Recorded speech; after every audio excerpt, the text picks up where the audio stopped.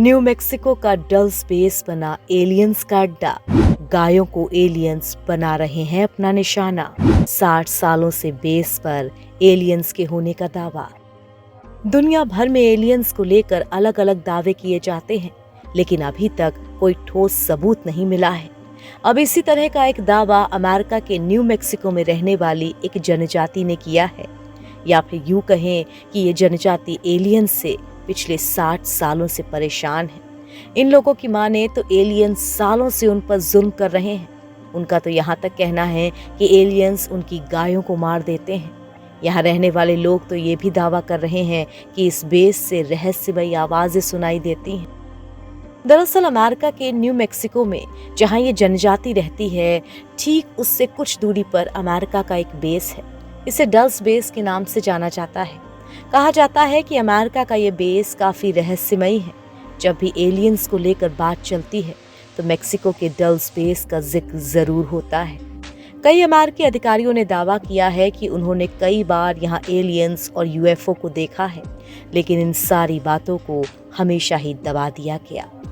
इसी डल स्पेस के पास रहने वाली एक जनजाति, जिसे जिकारिला अपाचे नेशन भी कहते हैं, वो दशकों से सीक्रेट अमेरिकी सैन्य अड्डे के पास रहने के अपने दर्दनाक अनुभवों को बयां करती है। लोगों का दावा है कि इस बेस पर एलियंस आते जाते रहते हैं। दावा ये भी है कि एलियंस स्थानीय लोगों की गायों को अगवा कर उनके अंगों को काट देते हैं। ये लोग करीब 60 सालों से यहाँ रह रहे हैं और अब परेशान हो चुके हैं। इनका कहना है कि अक्सर इन्होंने पहाड़ के आसपास यूएफओ को देखा है। कभी पहाड़ों से नीली रोशनी दिखाई देती है तो कभी डरावनी आवाजें सुनाई देती हैं।